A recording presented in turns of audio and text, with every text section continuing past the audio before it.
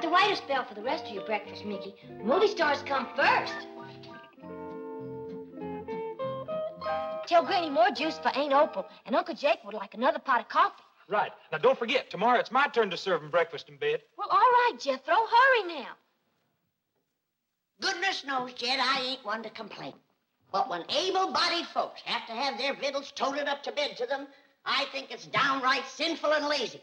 Especially when they bear the proud name of Clampett. Well, I reckon movie picture actors like Cousin Jake is used to living a different kind of life from us, Granny. Besides, the young'uns don't seem to mind fetching and toting for him. Hey, Granny, that Opal wants some more juice. Oh, and I'll need this pot of coffee from my uncle, the movie star. Jethro, you... My dingies, Jed. You'd think we were the poor relations instead of them two upstairs? Now, Granny, I don't hardly think it's fitting for you to be calling a big movie star like Cousin Jake poor relation. I ain't never seen him in a movie picture. Have you? Well, Granny, you and me don't go to a whole heap of pictures neither. Well, I've seen enough to know who stars and who ain't. That's more than he does. What do you mean? Well, I got to asking him questions last night. He don't even know Hoot Gibson. Go on. Everybody knows Hoot Gibson. He don't. He don't know Dustin Farnham, Ken Maynard. He don't even know Jack Hoxie. He was a green in you. Why, them is the hardest riding, straightest shooting, moving picture stars there is. Of course. But do you know who your cousin Jake wants to put in a movie picture? Who? Some fella by the name of Marlon Brando. I kind of admire that in Cousin Jake. Ain't everybody take a chance on a new fella nobody ever heard of. Good for you, Cousin Jake. How long do you think you're going to get away with this movie star masquerade? It won't be a masquerade once I make a picture with Marlon Brando. I'll be a star. You've never made a picture with anybody. What makes you think you can get Brando? With this mansion and Cousin Jed's money, I can do anything. Hon, it's Hollywood psychology. When you look like you don't need a job, everybody wants you. In your case, it'll be the police. Baby, I am not doing anything illegal. I am merely accepting the hospitality of my cousin, Jed Clampett. You're also spending his money, and you're not even sure that he is your cousin. Neither is he, which makes it all work out very nicely. How do you know he's your cousin? 'Cause he says so. And the word of a Clampett is good enough for me. His being a Clampett don't make him your cousin. No, but his saying so does. How come? 'Cause he's a Clampett. And the word of a Clampett is good enough for me. Hey, come quick, everybody. My uncle, the movie star, is about to come down the stairs, and we can all watch it. What for? Does he come down the stairs different from other folks? For a fact, he does, Granny. I watched him yesterday, and he is something else. Hey, come on, Granny. Let's all go watch.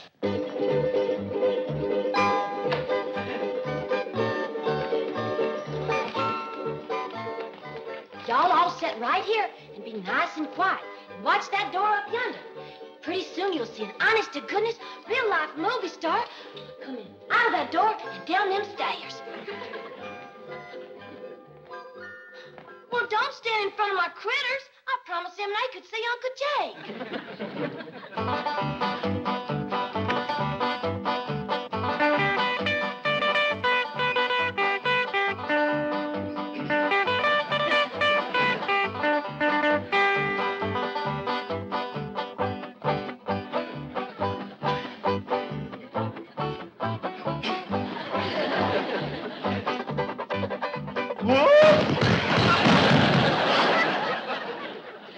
First time I ever seen him come down that way.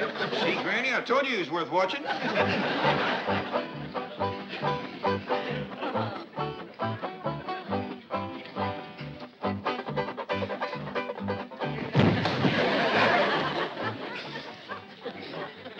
Sure can't take a combo, can he? I bet you he can get shot off a horse something grand.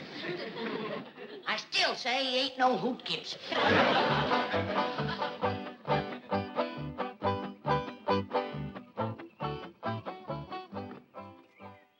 Now, Jethro, before I speak to Cousin Jake, you sure it is what you want to do for a living? Yes, sir, Uncle Jed. I done decided I want to be a movie star. You give up the notion of being a pig farmer? Oh, yes, sir, Uncle Jed. I give that up to be a brain surgeon. What steered you off of being a brain surgeon? Well, I ain't give that up altogether now. If If I don't like movie starring, I'll go back to brain surgeoning. Good thinking, boy. Never put all your eggs in one basket.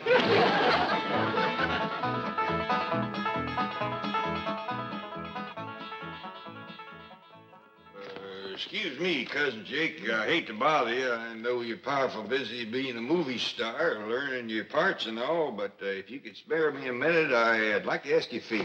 Quite all right, Cousin Jed. What can I do for you? Well, I know you're figuring on making a picture with this feller, Brando. Marlon Brando, yes. Yeah, that's a feller. Well, now, Jethro here has got a right powerful hankering to be a movie star. And I figured, since you're using an actor nobody ever heard of, couldn't you just as well use Jethro? Use Jethro instead of Marlon Brando? I'll make it up to you any way I can. Of course, I ain't got much to offer except money. But you're welcome to that. How much money? Much as you need. 5, 10 million? You know, there's a lot of Brando in that boy. It's fantastic. He is Brando. Jethro, let me hear you yell, "Hey, Stella!" I don't know nobody named Stella. Pretend you do. Howdy, Stella. Hey, he took that off real good. Just like he knowed her. Cousin Jed, I think that you have come up with a great new discovery. Well, now, I can't claim the credit. After all, it was you discovered he was a great actor. Yes. Well, now, I'll tell you what. Jethro, there's a Marlon Brando movie playing in town. I want you to go see it. Study Brando. Learn all you can. All right? Is it all right, Uncle Jed? Hop to it, boy. Yeah, I'll be a movie star. Well, thank you, Cousin Jake. Thanks a million. Just a minute. I thought you said 5 or 10. Oh, you mean I... Think nothing of it. My pleasure. Where's Jethro going in such an all-fire hurry, bellowing like a bee-stung calf? He's going into town, Granny. Cousin Jake here done made that boy a movie star. Well, then, Cousin Jake here can just do that boy's chores. Granny, movie stars don't do chores like common, ordinary people. They do a lot of special stuff like getting shot off of horses and whooping a whole saloon full of bad men. Ain't that right, Jake? Quite right. Well, now, if you'll excuse me. You see, Granny, that's the kind of stuff he does. I still say he ain't no Hoot Gibson.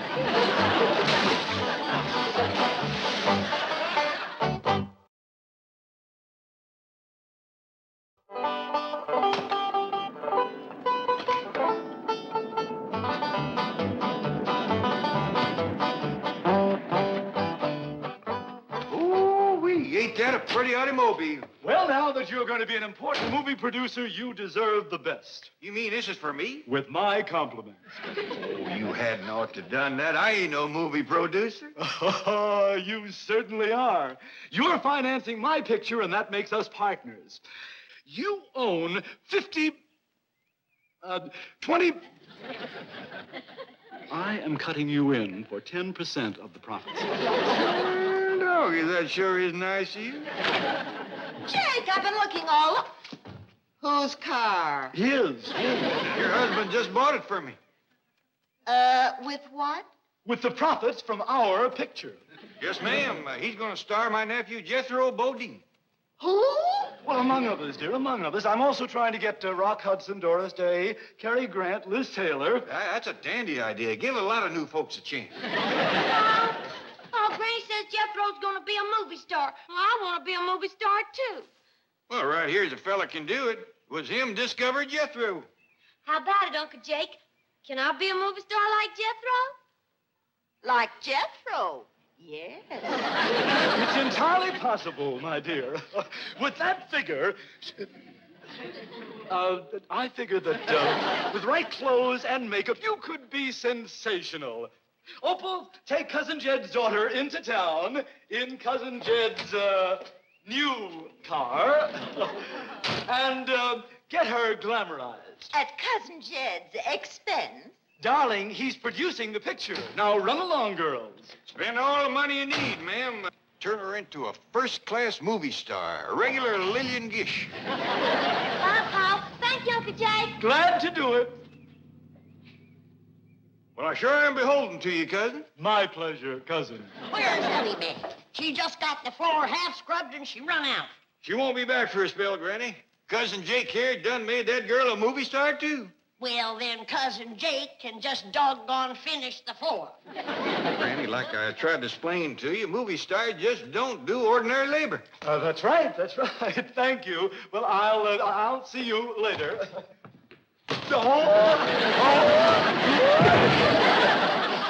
He's getting better every time, Granny. I still say he ain't no Hoot Gibson.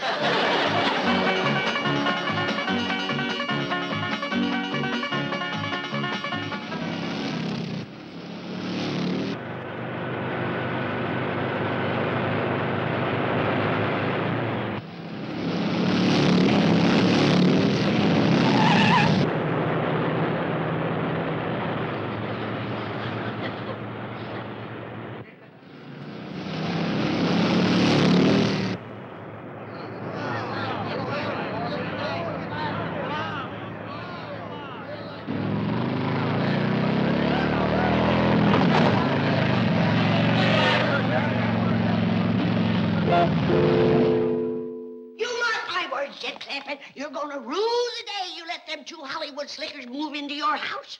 Granny, I don't hardly think you ought to call Cousin Jake and his woman Hollywood slickers. Well, you tell me.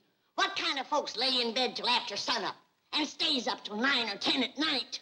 I got some more wood to cut. And goes around turning young'uns' heads, telling them they're gonna be movie stars. And then they run off from home and leave their chores. Folks, get ready for the treat of a lifetime. I would like to present Hollywood's newest and most glamorous star, that queen of the silver screen, that dazzling beauty, Miss Venus Adore.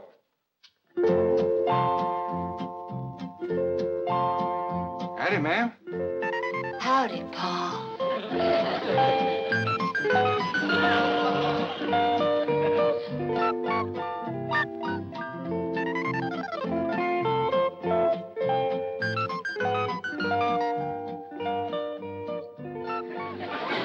Holy jumping toad gizzards, it's Elly Mae. What was it you called her? Venus Adore. That will be her screen name. Well, Jed, have you seen and heard enough? Do you want me to take my shotgun to that rascal? Oh, I think I hear my wife calling. If you'll excuse me, please. I thought I'd better keep the engine running just in case. Jump in. They'll never catch you. Oh, very funny, very funny. If I could just figure a way to get around Granny, I'd have it made. Say, did you ever hear of Hoot Gibson? Must be a rock and roll singer. Oh, no. Hoot Gibson used to be a Western star in the old silent days. My mother used to talk about him. Western, so that's what she's so hepped on, with all that talk about Buck Jones, Dustin Farnham. Ah! Clear out of here, you varmint! Oh, did you see that? We have found her. We have found the dance hall queen for the new Hoot Gibson picture. Jay, come on. Opal, take her down to Western Costumes immediately and have her outfitted for the role of Straight Shootin' Jean, the dance hall queen. Oh, I can see that big scene now, with her sitting on the piano, singing her song, and Hoot Gibson comes riding into the saloon on his horse, sweeps her up into his arms, and rides off into... Hold on. You're just wasting time standing there giving me talk like that. I am? Yeah, let's get going, Opal. If Hoot Gibson needs me, he's got me.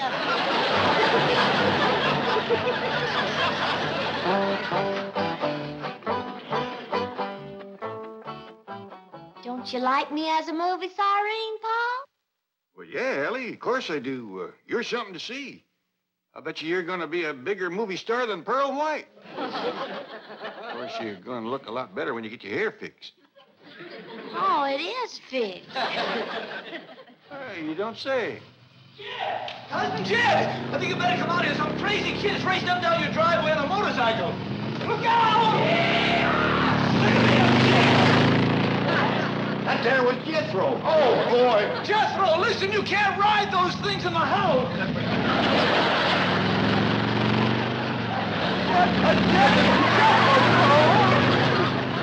Wait till Granny sees Jethro ride that thing.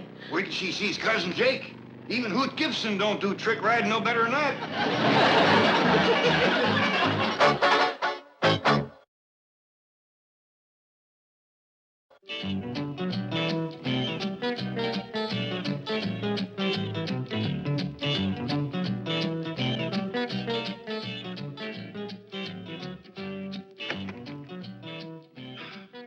Chief, we weren't expecting you back for a couple of days. How was the trip? Fine. How are the Clampetts? Oh, fine. That is to say, fine now. There was a little mix-up the day you left, but... No, what kind of a mix-up? Seems there are two J.D. Clampetts banking here. Jake Clampett's an out-of-work actor who is habitually overdrawn. His statement was sent to Jed Clampett by mistake. No. Oh, Jake, it's all been rectified now. The two are now friends. In fact, Jake and his wife are visiting at the Clampett mansion. Hello? Who's this? This is J.D. Clampett. Who's this? This is Milburn Drysdale, president of the Commerce Bank. Are you the actor? Yes, but I already have the financing for my new picture. My cousin, Jed Clampett, is putting up the whole $10 million. Try me next time. All right, Granny, let's try it again. He rode into the dance hall, scooped up his straight shooting jeans. Then he rode out from them swinging doors with his pretty dance hall queen. He was her man. He was taking her home. Hello. Look, Mr. Drysdale, we are very busy rehearsing for the new picture. Hello! Listen, you crook! Hello! Something amiss, Chief? Chief, my woman's intuition tells me all is not well. You are fired! I was right. As soon as you drive me up to the Clampetts. A reprieve. Duke, I'm right perplexed. First Elly, then Jethro, now Granny, all acting like there was chickens got into the corn man. Hi, Uncle Jed. Of course, I could anger myself up and put a stop to the whole thing, but I'd much rather they'd see for themselves how darn foolish they look. Uncle Jed, look, no hand. I don't know about you, Duke, but it's getting too noisy for me out here.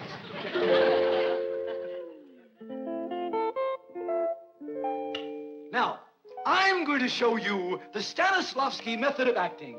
Make your mind a complete blank, and we'll start from there. Excellent. Now, become a tree. Tree? Yes, think tree. You're green, and you're leafy. You have branches like this.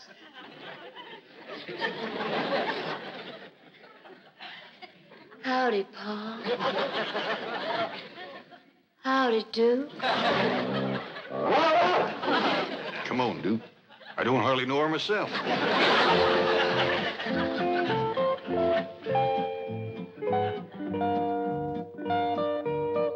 Oh, Jed, come and listen to the new song I'm going to do in the new Hoot Gibson picture. Let her rip, Opal. Hoot, he rode into the dance hall, scooped up his straight shooting jeans. Then he rode out from them swinging doors with his pretty dance hall queen. He was her man. Oh, Jed, don't go, Jed. I've just come in. There's 12 more verses.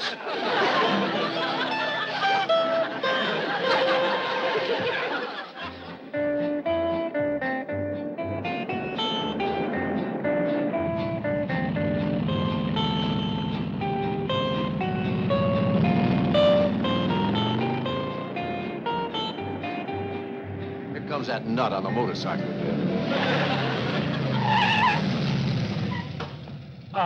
Hey, Stella, what do you say, baby? You want to drag me in that heap? See here, you young hoodlum. Jethro, get off that thing. I got split. I see you, Stella. That was Jethro? I'm afraid it was. Mr. Clampett, I want to talk to you. Let's go inside. Things is worse in there than they is out here. Well, why don't you both get in? You can talk while I drive. That's a dandy idea.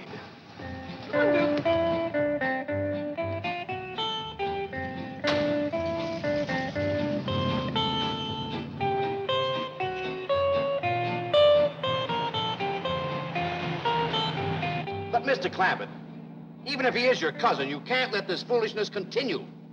I'd be right pleasured if my family would just go back to acting like my family again. They probably don't realize how ridiculous they appear to others. I tried hinting at it, but it just don't seem to take a hold. Now, the lure of show business has turned many a head. Chief, if I solve this problem, may I have my job back? With a raise. Hang on, everyone. Here we go. All right, let's have it quiet. Hey, Stella! What is the scoop? Where's Paul? Mr. Drysdale will explain everything. Ready, Chief? Well, ladies and gentlemen, thanks to Mr. Jake Clampett here, his cousin Jed has decided to get into show business like the rest of you. And so, without further ado, allow me to present the newest sensation of the entertainment world, Jed Clampett!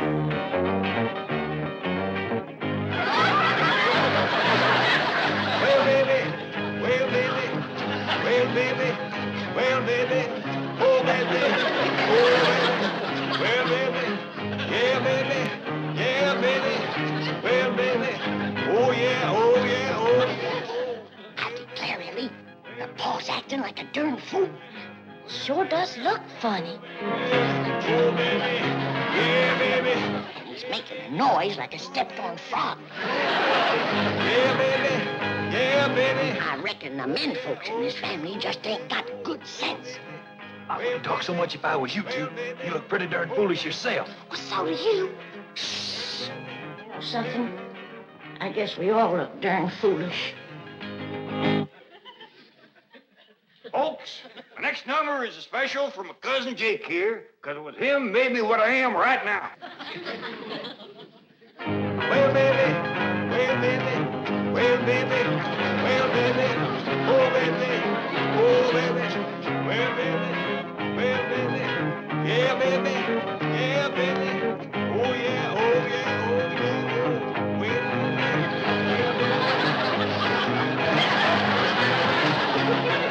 yeah, baby. Oh, baby. Mr. Clampett, you can stop now. Yeah, baby. Oh, no. Now he's hooked on show business. Oh, baby. Yeah, baby. Mr. Clampett! Oh, baby. Oh, baby. Kind of had you scared there for a minute, didn't I?